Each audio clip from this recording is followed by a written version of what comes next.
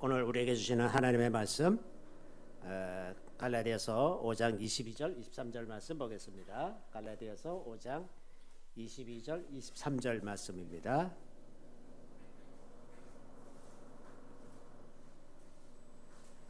우리 다 같이 읽겠습니다. 오직 성령의 열매는 사랑과 희락과 화평과 오래 참음과 자비와 양선과 충성과 온유와 절제니 이 같은 것을 금지할 법이 없느니라. 아멘. 저는 오늘 이 말씀으로 성령의 열매를 맺으라라는 제목으로 잠시 말씀을 나누고자 합니다. 우리가 이제 초실절에서 7절에 이른 그 기간에 있죠. 그래서 오늘이 오메르 21일 차입니다. 그래서 21일 차, 그러니까 49일이 차면 그 다음 날이 이제 7절이 되는 거죠. 그래서 6월 2일이 이제 7절인데요. 제가 말씀드린 것처럼 이 오순절, 7절 오순절은 우리에게 필요한 모든 양식을 주시는 날이고, 유대인들이 시내산에서 율법을 받은 날이기도 하고 성령이 오신 날입니다. 그래서 우리 인생에 필요한 것이 양식과 하나님의 말씀과 성령, 이 모든 것을 공급해 주시는 그 날을 기념하는 것이 이제 70절입니다. 그래서 우리가 지금 달려가는 이 과정은 이러한 것을 얻기 위한 과정이죠. 그런 여정에 우리가 이제 와 있는데, 우리가 인생의 어느 단계에 와 있든지 간에 우리 각자에게는 필요한 은혜가 있습니다. 아무 은혜도 필요 없는 그런 사람은 아무도 없죠. 그래서 우리에게 필요한 그 은혜를 사모하면서 지내는 그런 시기가 되겠습니다.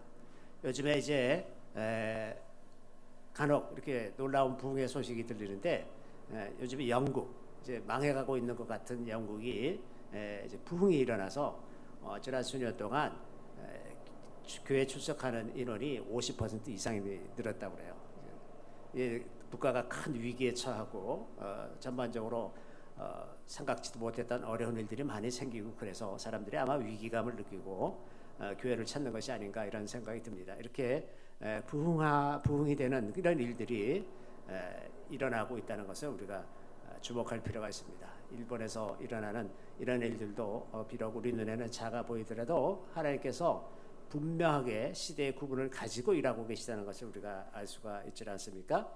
또 이제 이스라엘과 하마스 간에 계속해서 그 휴전 협상이 이루어지고 있는데, 이 휴전 협상 중에 중요한 논점 중에 하나가 제3성전을 짓는 것이라고 합니다. 그래서 휴전이 되면 아마 제3성전을 짓는 일들이 일어나고, 제3성전이 지어지면 그다음에 거기서 이제 제사 드리는 일들이 일어나고, 이게 마지막 환란에 대해서 성경이 예고하기를 첫 3년 반은 평화의 언약을 가지고 사이좋게 지내다가 마지막 3년 반에는 이제 그 제사를 금하고 하나님을 경배하는 걸 금하고, 그래서 전 세계적인 핍박이 있을 것이라는 그런 예언이 있지 않습니까? 그래서 이 제3성전이 건설되는 것은 우리가 이 시대에 어디쯤에 와 있는지 알려주는 굉장히 중요한 지표가 되죠. 그렇기 때문에 이러한 상황에서 우리가 성령의 기름 부으심을 갈망하면서 성령의 열매에 대해서 잠시 생각해 보려고 합니다.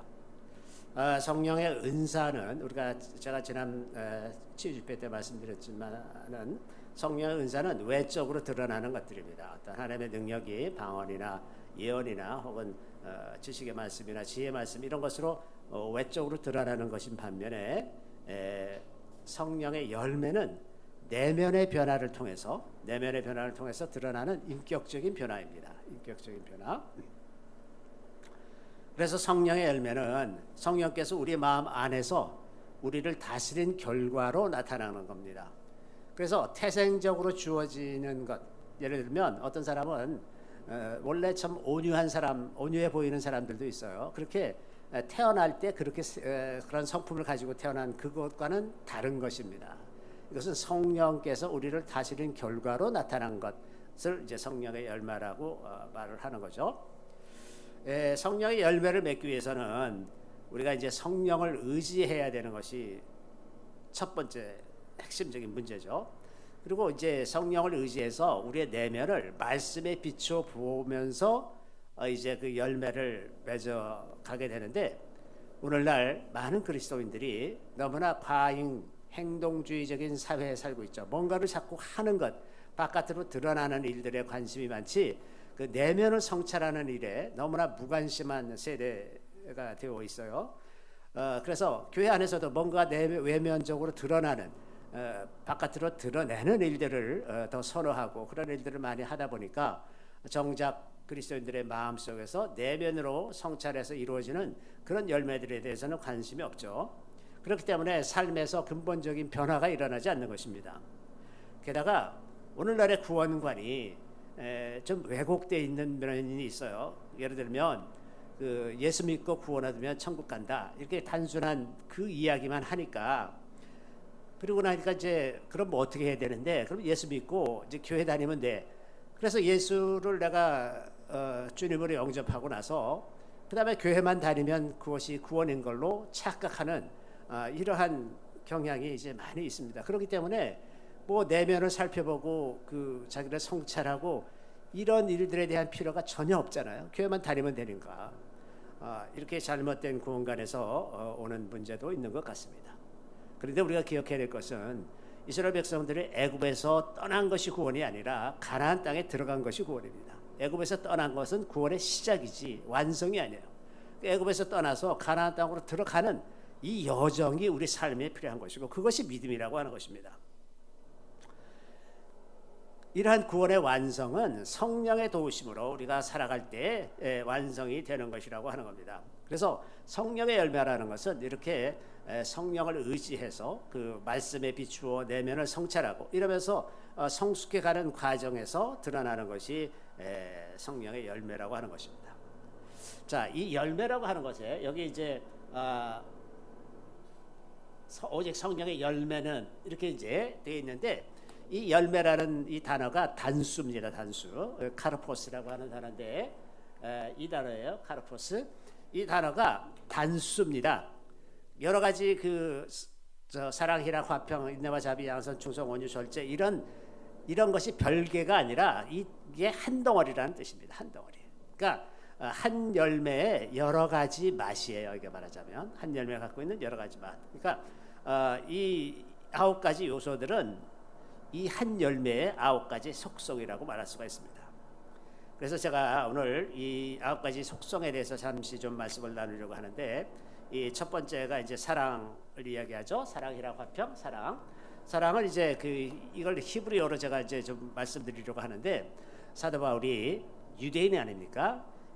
비록 성경은 헬라어로 기록되어 있지만 바울의 머릿속에는 다 히브리어로 들어가 있는 거죠. 그 개념도 다 히브리적인 개념이죠. 그래서 히브리어로 볼 때 이게 무엇인가를 좀 말씀드리려고 하는데, 첫 번째 사랑은 히브리어로 아하바입니다. 아하바. 하나님의 사랑은 이제 두 가지가 있다 그랬죠. 히브리어로 아하바와 헤세드가 있습니다. 아하바는 보편적인 사랑이에요. 보편적인 사랑. 그래서 사랑, 희락, 화평. 그 사랑 여기는 이제 아하바라고 하는 것입니다. 헤세드는 이제 언약 아래 있는 사랑인데 이것은 나중에 다른 단어로 등장합니다. 자, 우리는 그 하나님의 사랑, 그러면 언약 안에 있는 사랑, 그 하나님의 자기 백성에게만 베푸는 사랑을 생각하지만 하나님은 믿지 않는 사람도 사랑하신다는 것을 우리가 기억할 필요가 있습니다. 그래서 하나님의 사랑은 보편적인 사랑이 있어요. 아하바의 사랑입니다. 그래서 모든 피조물 또 모든 다른 사람들이 누리는 그런 사랑이 아하바의 사랑입니다. 성령으로 말미암아 우리의 사랑도 모든 인류를 향한 사랑 안에서 성장해 나갈 수가 있는 거죠. 그래서 이웃들을 그전보다 좀 더 사랑하게 되고 성령으로 그 열매를 맺게 되면 더 많은 피조물들도 사랑하게 됩니다. 짐승 동물들도 사랑하게 되고 식물들도 사랑하게 되고 이제 그렇게 되는 거죠. 그래서 이 성령으로 이제 아하바가 성장해 나갈 때 그 대상에 있어서도 그전보다도 훨씬 더 많은 넓은 사람들을 사랑하게 되고 다른 민족을 사랑한다거나 이렇게 더 지경을 넓혀서 사랑하게 되고, 또 깊이에서도 사랑하는 깊이에서도 더 성장하게 되는 겁니다. 그래서 성령으로 다른 많은 사람들과 피조물을 사랑하게 되는 그 사랑, 이것이 사랑의 열매입니다. 이 사랑이라고 하는 것은 그 하나님의 시선으로 다른 모든 피조물을 보는 그러한 사랑입니다. 하나님의 형상을 가지고 태어난 그 이웃들을 볼 때 거기서 하나님의 형상을 느낄 수 있는 그러한 사랑이 되는 것이다 하는 겁니다. 그래서 하나님의 눈으로 사람들을 바라보고 그들을 사랑하는 거죠. 인류의 적일 것 같은 사람마저도 하나님은 사랑하시죠. 제가 김정은을 막 저주하듯이 기도를 하면 하나님이 되게 싫어하세요. 그들을 위해서 기도하라 그러죠. 그래서 제가 김정은을 위해서도 한동안 많이 기도를 했었는데 기도하고 싶지 않거든요. 저는. 그런데 하나님은 그래서 기도하라고 말씀하십니다. 그런 것처럼 하나님은 모든 사람들을 그렇게 사랑하신다는 것을 우리가 기억할 필요가 있습니다. 두 번째는 희락이 있는데 희락은 히브리어로 심카입니다. 심카. 영어로 joy입니다. joy. 희락은 이 희락이라고 번역된 이 단어는 쾌락, 우리말로 쾌락과 좀 다른 거죠. 쾌락은 소유에서 오는 기쁨입니다. 소유. 내가 어떤 것을 가지게 됐다거나 어떤 멋진 아내를 얻게 됐다거나 아주 멋진 뭘 봤다거나 이런 그런 경험이나 이 소유에서 오는 것이 쾌락이라고 한다면 희락은 관계에서 오는 것입니다. 이 joy, 영어로 joy 이거는 관계에서 오는 기쁨입니다. 그러니까 하나님과의 관계가 평안하고 이웃과의 관계가 다 평안하면 그러면 이제 이게 평안한 거예요. joy입니다. 이게 joy. 그러므로 이런 기쁨은 삶의 조건에서 오는 것이 아니라 관계에서 오는 것이라는 것을 우리가 기억할 필요가 있습니다. 인생의 근본이 되는 하나님과의 관계가 평안해질 때 우리에게 이런 기쁨이 있습니다. 그래서 이 기쁨은 우리의 소유나 건강이나 이런 외부적인 조건과 아무 관계가 없이 오직 하나님과의 관계에서 오는 기쁨이라고 하는 것이고, 그래서 그렇기 때문에 이 기쁨은 아무도 빼앗을 수가 없는 기쁨입니다. 우리가 어떤 조건적인 기쁨이라면 그것을 잃어버리면, 내가 무슨 물건을 좋아하는데 그것을 잃어버리면 슬프잖아요. 이거는 굉장히 조건적이고 그런 것이지만은 이 관계에서 오는 기쁨은 아무도 빼앗을 수가 없습니다. 그죠? 자, 우리 이 기쁨에 대해서 우리가 기억해야 되는 것이 한 가지가 있는데, 종종 우리는 기쁨을 그냥 감정이라고만 생각합니다. 감정. 그러면 우리가 이제 처해 있는 환경에 따라서 이 감정이 기복이 있잖아요. 기분 나빠질 때도 있고 걱정 근심에 사로잡힐 때도 있고 그러면 기쁨이 없어지질 않습니까?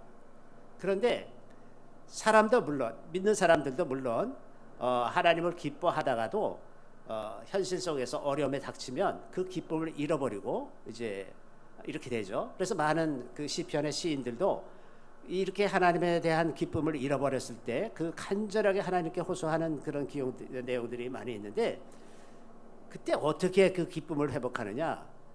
어떤 조건이 다시 회복돼서 되는 것이 아니라 그리스도인들이 이 기쁨을 회복하는 유일한 방법은 하나님을 기억하는 것입니다.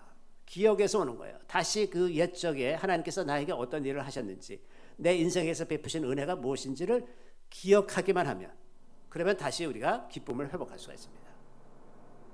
그렇기 때문에 언제나 우리는 이 기쁨으로 돌아갈 수가 있어요. 이것을 빼앗길 수가 없는 겁니다. 다시 돌아갈 수가 있죠. 그래서 이 기억이 우리의 정체성을 확인시켜주고, 그 정체성 때문에 그렇지, 내가 하나님의 자녀지, 이것만으로 우리가 충분히 기뻐할 수 있다고 하는 겁니다. 그렇기 때문에 우리는 종종 주님, 제가 주님을 기뻐합니다. 마음이 답답하고 안타까울 때에도 이렇게 한마디 하면 우리의 기쁨이 회복되기 시작하는 것을 경험할 수가 있습니다. 그러면 이렇게 우리가 말로 내가 주님을 기뻐합니다 라고 선포를 하면 주변에 덤벼들던 악한 영들이 놀라서 다 도망가는 거예요. 이게 하나님의 능력의 말씀이죠. 자, 세 번째는 이제 화평인데, 화평은 히브리어로 샬롬이죠.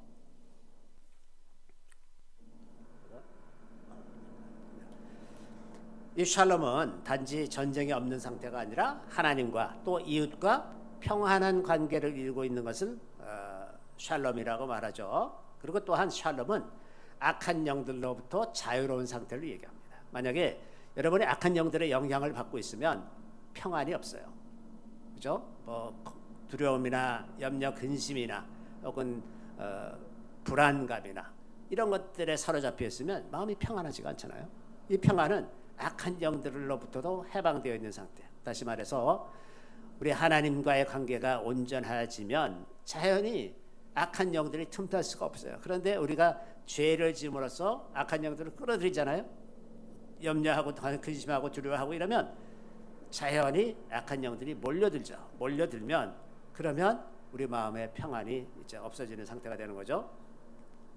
그래서 이 샬롬이라고 하는 것은 하나님과의 관계, 또 이웃에 대해서도 아무런 거리낌 없는 그런 관계가 평안이라고 하는 것입니다. 이 평안이 하나님 성령께서 주시는 겁니다. 이것이 우리가 스스로 얻을 수 있는 것이 아니라 오직 성령께서만 주실 수 있는 것. 그래서 로마서 14장 17절 말씀에는 하나님의 나라는 먹는 것과 마시는 것이 아니요 오직 성령 안에 있는 의와 평강과 희락이라. 성령 안에 있는 하나님과의 관계, 의와 평강과 희락이다. 그래서 우리가 하나님의 백성으로 살아가는 아주 분명한 증거는 우리가 기쁨과 평안으로 살아간다고 하는 것입니다. 우리가 하나님과 화평을 누리게 된 것은 전적으로 주님께서 우리를 위한 희생 제물이 되어 주셨기 때문이죠. 이 희생 제물이 히브리어로 쉘렘이죠. 쉘렘. 쉘렘은 샬롬과 같은 어원입니다. 그래서 그리스도께서 우리의 쉘렘 화목 제물이 되어 주셨기 때문에 우리가 샬롬을 누리게 된다고 하는 겁니다. 그러니까 사도 바울이 이제 에베소 2장 14절에 보면 이런 말을 해요. 여기 보면 둘로 하나를 만드사 원수된 것 곧 중간에 막힌 담을 자기 육체로 허시고 그는 우리의 화평이신지라 이렇게 얘기해요. 우리 화평이신지라. 여기에 이제 그 화평이라고 말하는 이 단어가 샬롬 아닙니까? 샬롬이라고 얘기하는 건데 사도 바울 머릿속에는 샬롬 그러면 그가 화목제물이라는 말도 나오고 샬렘 그가 우리를 그래서 완전한 관계 언약 관계로 이끄셨다는 말도 다 같은 단어 안에 들어있기 때문에 이미지로서는 동일한 겁니다. 동일한 것. 우리 말로는 따로따로 얘기해요. 화목제물을 드리는 거하고 평안이 다르지만 사도 바울의 머릿속에서는 예수 그리스도께서 자기를 화목제물로 자기 내어주셨다는 것과 화평을 얻었다는 것이 같은 겁니다. 같이 연상이 되는 거예요. 같이 주님께서 하신 일들을 성령께서 우리 안에 인치심으로 우리가 화평을 누리게 됐다 하는 겁니다. 자, 네 번째는 인내는 그 히브리어로 오렉 루아흐라는 단어인데 이게 글자 그대로 기다란 영혼입니다. 기다란 영혼. 영혼이 아주 길쭉해 오래 참고 기다리는 것입니다. 오래 이게 시간적인 개념이 있어요. 인내라고 하는 것은 잠시 참는 걸 인내라고 말하는 것이 아니라 오래 참는 걸 인내라고 말하는 겁니다. 오래 참지 않으면 인내라고 말할 수가 없어요. 그래서 이 과정이 참 고통스럽잖아요. 누구에게나 이 인내는 참 고통스러운 겁니다. 그래서 영어로는 이게 long suffering이라고 번역해요. long suffering. 오랫동안 고통받았다는 거예요. 오랫동안. 그런데 하나님이 오래 참으시는 하나님이세요. 오래 참는 게 하나님의 속성입니다. 여기 출애굽기 34장 6절에 보면 여호와께서 그의 앞으로 지나시며 선포하시되 여호와라 여호와라 자비롭고 은혜롭고 노하기를 더디하고 인자와 진실이 많은 하나님이라. 노하기를 더디하고 오래 참으시는 겁니다. 하나님은 오래 참으시는 분이세요. 또 이 로마서 2장 4절에 보면 혹 내가 하나님의 인자하심이 너를 인도하여 회개하게 하심을 알지 못하여 그의 인자하심과 용납하심과 길이 참으심이 풍성함을 멸시하느냐. 하나님은 길이 참으시는 분이세요. 우리가 생각하는 것보다 훨씬 더 길이 참으시는 분입니다. 우리로서는 내가 이 정도 했으면 하나님이 나를 더 이상 용서하지 않겠다라는 생각이 들어도 하나님은 용서하시는 하나님이시다 하는 겁니다. 또 베드로후서 3장 9절에 보면 주의 약속은 어떤 이들이 더디다고 생각하는 것 같이 더딘 것이 아니라 오직 주께서는 너희를 대하여 오래 참으사 아무도 멸망하지 아니하고 다 회개하기에 이르기를 원하시느니라. 하나님은 오래 참으시는 하나님이십니다. 그래서 우리가 오래 참아야 되는 거예요. 그런데 우리는 종종 하나님이 오래 참으시는 게 정말 못마땅할 때가 많아요. 어떤 악인이 있는데 저 사람 빨리 좀 데려가시지. 안 데려가. 우리 북한의 우리 동포들이 지금 80년째 저 노예 생활을 하고 있는데 저게 안 무너져. 답답하다 말이죠. 너무 얼마나 많은 사람들이 희생이 되고 얼마나 고통 속에 몇천만 명의 고통 속에 있는데 왜 하나님은 그걸 놓아주시질 않는가. 기가 막히잖아요. 그래서 하나님이 오래 참으시는 게 못마땅합니다. 정말. 아이고 내가 하나님이었으면 저걸 당장 어떻게 했을 텐데 이런 생각이 들잖아요. 근데 하나님이 이렇게 악인에 대해서도 오래 참으시는 그 은혜 때문에 우리가 살아남아 있어요. 사실은 우리는 다른 어떤 사람들보다 좀 더 나은 사람입니까? 나을 게 없어요. 속을 들여다보면 다 똑같습니다. 그런 위치나 그런 자리에 있지 않았기 때문에 우리가 마음대로 평가하고 비판하고 이럴 수 있지만 그 자리에 있어 보면 내가 김정은이었다면 똑같은 짓을 하고 있었을 거란 말이죠. 그래서 하나님의 오래 참으심이 나에 대해서 똑같이 오래 참으신다는 것을 우리가 기억하고 그 마음으로 이웃들에 대해서 우리도 참는 훈련을 할 필요가 있습니다. 인내라고 하는 것은 우리가 그리스도인이 되고 나서 반드시 갖춰야 되는 덕목입니다. 그래서 성경은 곳곳에서 오래 참는 것에 대해서 강조하고 있습니다. 에베소 4장 2절에 보면 모든 겸손과 온유로 하고 오래 참음으로 사랑 가운데서 서로 용납하고 너희들 서로 향해서 오래 참아라. 너희들 같은 성도들을 향해서 이웃들을 향해서 오래 참아라 하는 얘기입니다. 또 골로새서 1장 11절에도 그의 영광의 힘을 따라 모든 능력으로 능하게 하시며 기쁨으로 모든 견딤과 오래 참음에 이르게 하시고 오래 참음에 이르게 하시고 기쁨으로 오래 참아라 오래 참아라 이렇게 말씀하시죠. 또 골로새서 3장 12절에도 보면 그러므로 너희는 하나님이 택하사 거룩하고 사랑받는 자처럼 긍휼과 자비와 겸손과 온유와 오래 참음을 옷 입고 오래 참음을 옷 입고 오래 참아라 오래 참아라 이렇게 얘기하죠. 그래서 이 인내라고 하는 것은 그리스도인이 되고 나면 제일 우리에게 필요한 덕목이에요. 덕목입니다. 하나님, 저는 예수를 믿는 것 중에 제일 힘든 게 뭔가 하면 기다리는 거예요. 기다리는 거. 평생 기다리면서 삽니다. 저는 평생 기다리면서 사는 것 같아요. 근데 평생 기다리는 것도 오래 참는 거거든요. 오래오래 견디고 참아야 됩니다. 그래서 사도들, 특히나 교회 지도자들에게 반드시 필요한 덕목이 바로 오래 참는 겁니다. 고린도후서 12장 12절에 보면 사도 바울이 자기 자신에 대해서 어떻게 얘기하냐면 내가 사도의 표가 된 것은 내가 너희 가운데서 모든 참음과 표적과 기사와 능력을 한 것이다. 참음, 제일 먼저 내세우는 게 사도 바울이 야 내가 너희들한테 정말 사도가 아니냐 하면서 제일 먼저 내세우는 게 뭡니까? 내가 너희들에서 얼마나 오래 참았는데 이거예요. 사도라고 하는 것, 지도자라고 하는 것은 오래 참을 줄 알아야 되는 거다. 오래 참을 줄 아는 것. 이게 속 터지는 거죠. 이제 확 뒤집어 엎고 싶은데 참아야 돼. 계속 참아야 되는 겁니다. 또 인내는 사랑의 본질적인 속성 중 하나입니다. 그래서 사랑한다면 인내하는 것이죠. 그래서 고린도전서 13장 4절에 보면 사랑은 오래 참고 이거 제일 먼저 얘기하죠. 사랑은 오래 참고 사랑은 온유하며 시기하지 아니하며 사랑은 자랑하지 아니하며 교만하지 아니하며 오래 참는 것입니다. 오래 참는 것. 이것이 성령으로 우리에게 주어지는 성품입니다. 우리가 하나님을 생각하면 하나님이 얼마나 우리에 대해서 오래 참으셨는지 그걸 기억하고 우리 이웃들에 대해서도 오래 참으려고 내가 스스로 좀 내가 양심이 있으면 그렇게 돼야 되지 않겠어요? 자, 그다음에 이제 다섯 번째가 자비인데요. 자비는 히브리어로 네디부트라는 단어입니다. 네디부트. 네디부트의 어원이 이제 네다바라는 건데 이 네다바라고 하는 단어는 자원해서 드리는 제사입니다. 자원해서 드리는 제사. 그래서 이 자비를 영어로 alm, contribution 이렇게 구제할 때 쓰는 헌금 같은 걸 alm이라고 그러잖아요. 그리고 contribution 이런 헌금 이런 걸 하는데 이 자원해서 드리는 이 자발성이 핵심이라는 것을 우리가 기억할 필요가 있습니다. 자비라는 것은 자발적으로 하는 것이다. 자발적으로 내가 이거를 하면 어떤 보상을 받을 것이다 이렇게 생각하는 것이 아니라 그냥 기쁜 마음으로 자발적으로 드리는 것.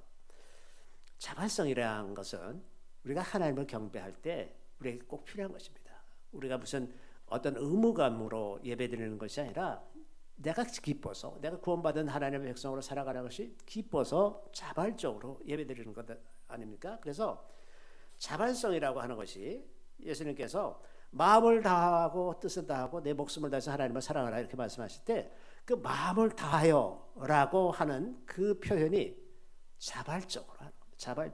자발적으로 하지 않으면 우리가 마음을 다해서 할 수가 없잖아요. 내가 이것을 해야 구원 얻는다고 생각해서 억지로 할 수 없이 나 오늘 자고 싶은데 교회 가서 예배드려야 돼 이렇게 나오는 것이 아니라 기쁜 마음으로 나오는 것입니다. 이런 자발성이 기쁨과 감사함을 표현하는 것이고 이미 하나님의 사랑으로 우리 마음이 채워졌기 때문에 감사하면서 나오는 것이죠. 이런 자발성은 이미 우리가 다 받았기 때문에 스스로 자발적으로 희생하고 헌신할 수가 있다고 하는 겁니다. 내 마음이 아직 가난하고 내 마음이 계속해서 뭔가 더 필요하고 더 많이 채워줘야 되고 남들보다 더 많이 받아야 되고 사랑도 받아야 되고 받을 것이 많으면 내놓지를 못하잖아요. 내가 급한데.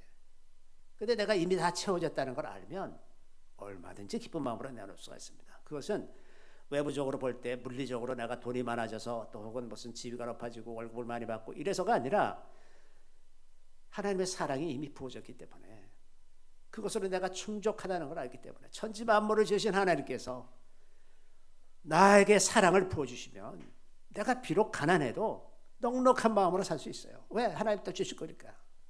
내게 필요한 걸 다 주실 거니까. 그래서 이 사랑이 부어진 사람들, 하나님의 사랑이 부어진 사람들이 기쁨과 감사함으로 자발적으로 드릴 수가 있죠. 이게 자비입니다. 자비.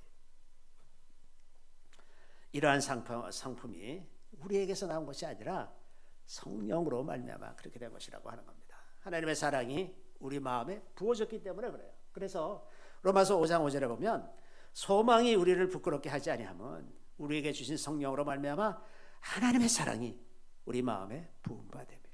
하나님의 사랑이 우리 마음에 부음받았기 때문에 우리 마음이 넉넉한 겁니다. 넉넉해요. 없어도 괜찮아. 아파도 괜찮아. 넉넉한 것입니다.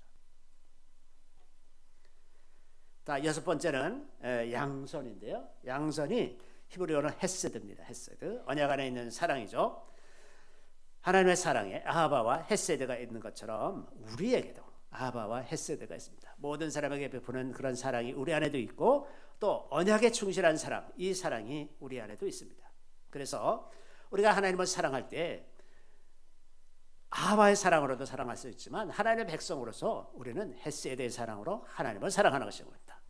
그 언약에 충실한 어떻게 해서든지 우리가 하나님의 이름이 어떻게 해서든지 존중을 받고 보호를 받게 하기 위해서 우리가 열심히 하나님을 보호하고 하나님의 이름이 더러워지지 않도록 우리 스스로도 노력을 하고 다른 사람에게도 그 하나님을 전하고 이러한 사랑, 이러한 언약에 충실한 사랑이 우리에게도 필요한 겁니다.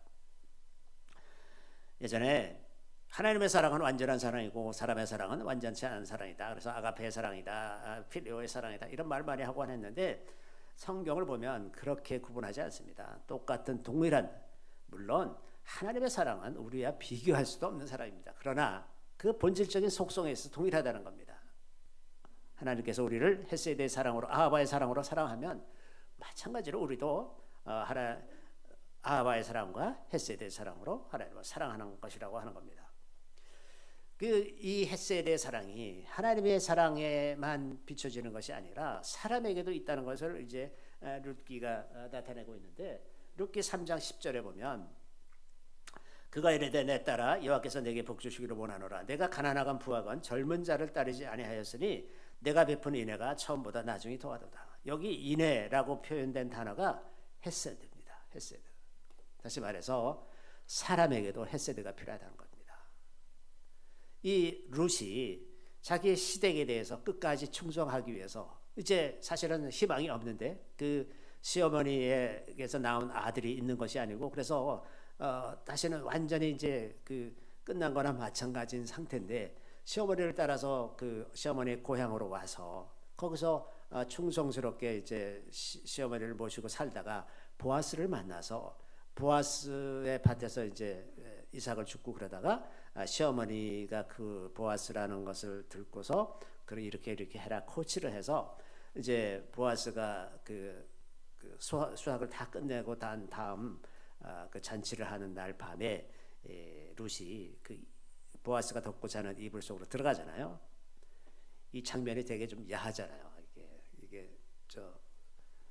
그런 장면인데 보아스가 깨보니까 웬 여인이 이제 밭에 있단 말이죠. 그래서 보니까 이제 룻이 있는 거예요. 그러니까 그게 칭찬하는 겁니다. 보아스가 룻을 칭찬하기를, 야, 너 진짜 시댁에 충성하기를 어떻게 이렇게까지 하느냐? 나 같은 노인네 뭐가 좋다고 네가 이렇게 나한테 시집 오려고 그러느냐? 이 얘기를 하는 거거든요.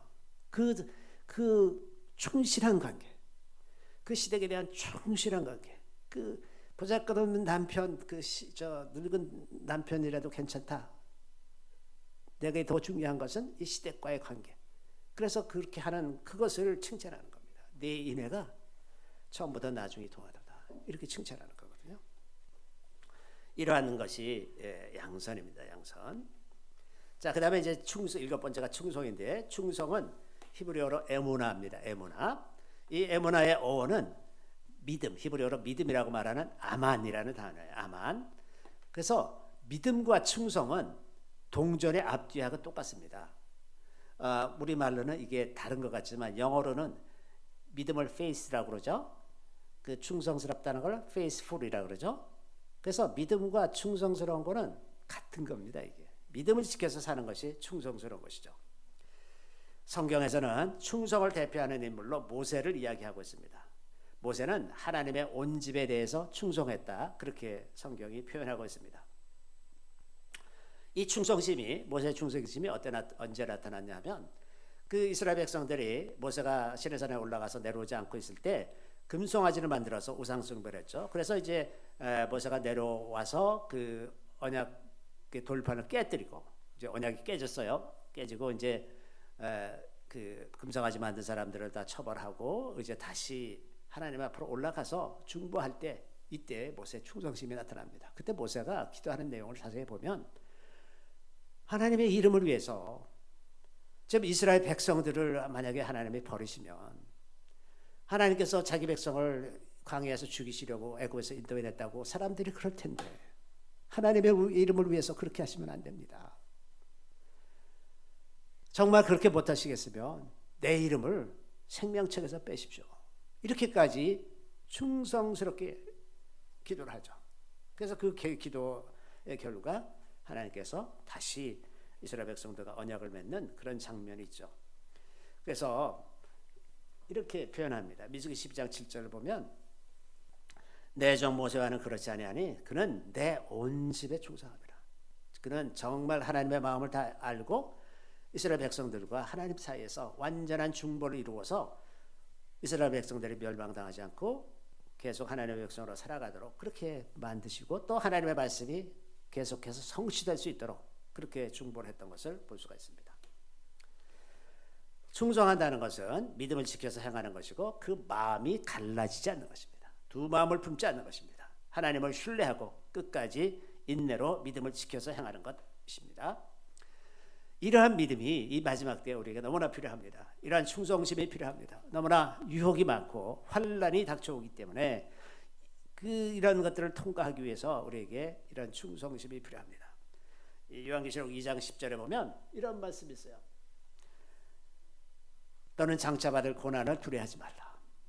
고난 때문에 우리가 충성심을 버릴 수가, 믿음을 버릴 수가 있어요. 마귀가 장차 너희 가운데에서 몇 사람을 오게 던져 시험을 받게 하리니 너희가 10일 동안 환난을 받으리라.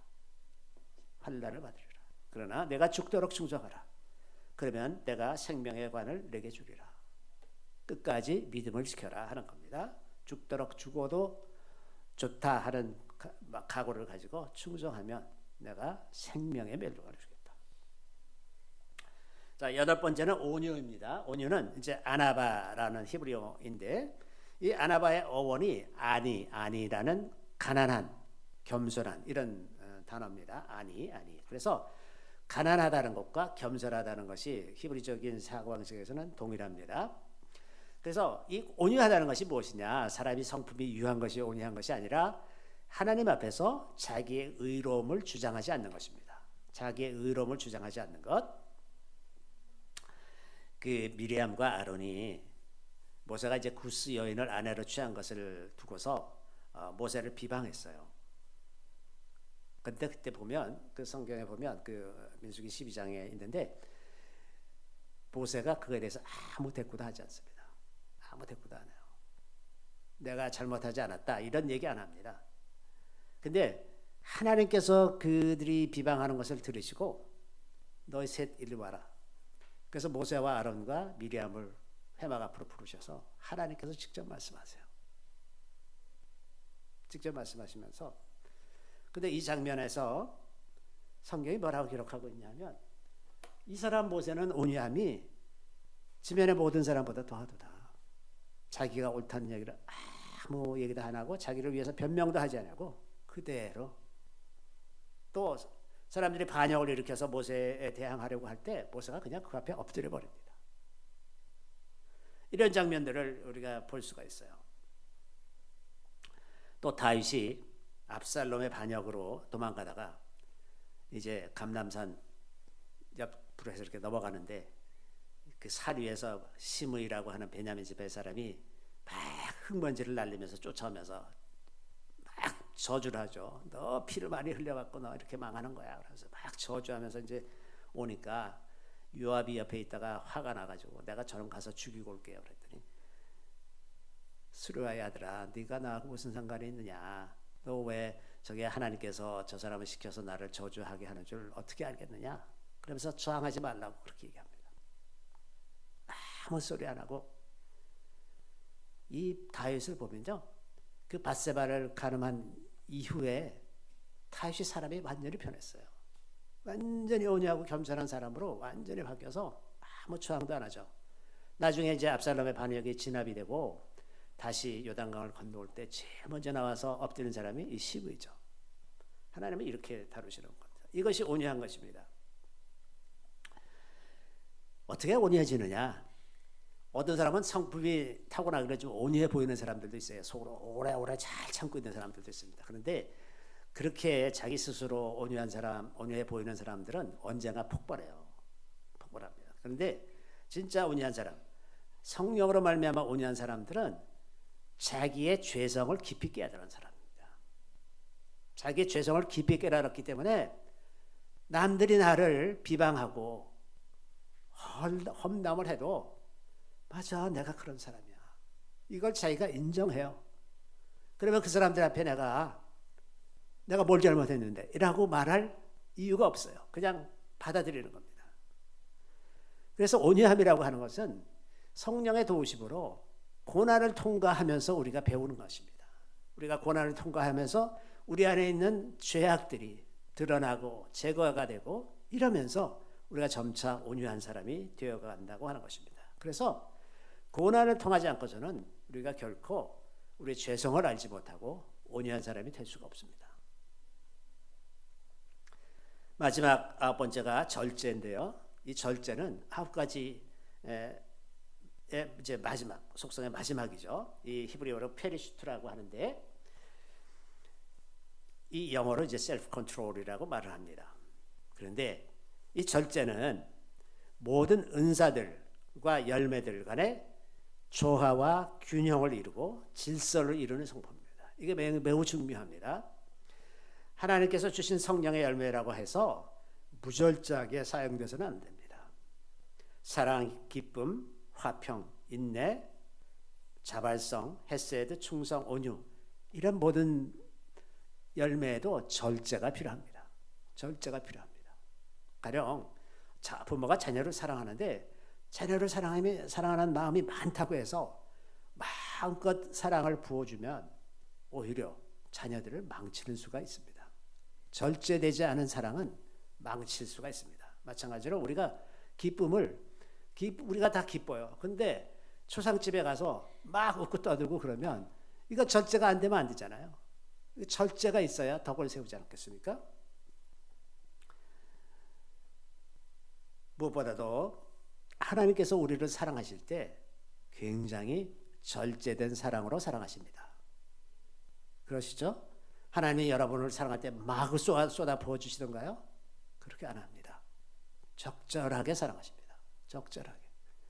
적절하게 사랑해야 내가 성장할 수가 있어요.